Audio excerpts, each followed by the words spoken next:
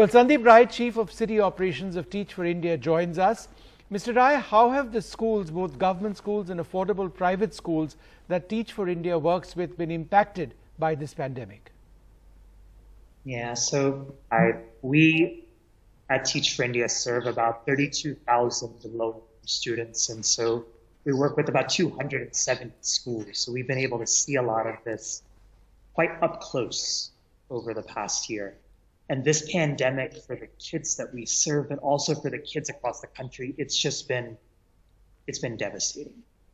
The United Nations predicts that we will see the biggest dropout this year that we've seen in more than 3 decades. And when you think about that, right, we have 1.5 million schools here.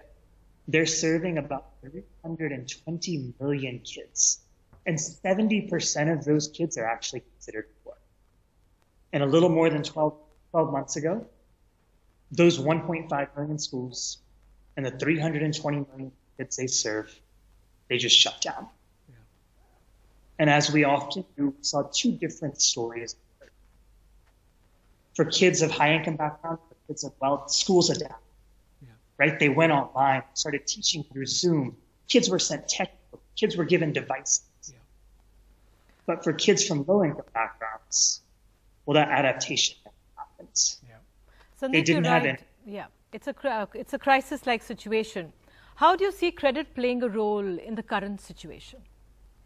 Yeah, so a large part of what happened basically has to do with affordable private schools. You know, exacerbating the issue is that India is unique.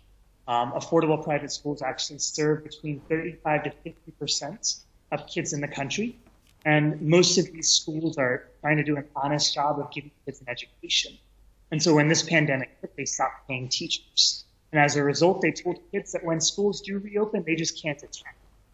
So now in millions of schools across the country, we have a stalemate. Kids can't get back into schools. There are a few things that are, here's where credit comes in. First of all, we have to reopen schools. And as we reopen schools, we just have to vaccinate teachers. If we don't do that, nothing will move.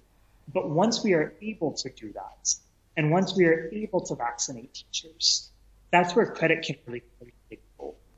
Because for a large number of these affordable private schools, you just have kids that aren't able to basically get back in because their parents aren't able to pay the tuitions.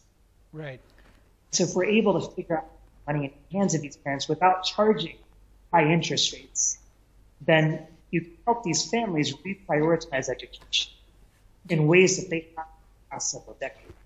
Bilkul.